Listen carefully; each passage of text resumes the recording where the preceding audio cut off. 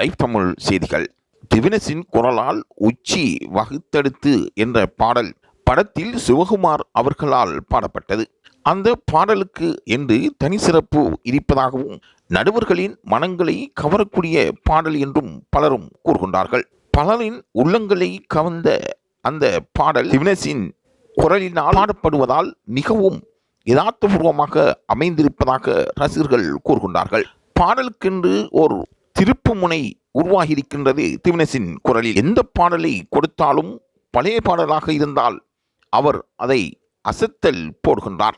ரசிகர்களின் உள்ளங்களில் அவருக்கு இருக்கின்ற மதிப்பும் மதியாரியும் அதிகரித்திருக்கின்றது.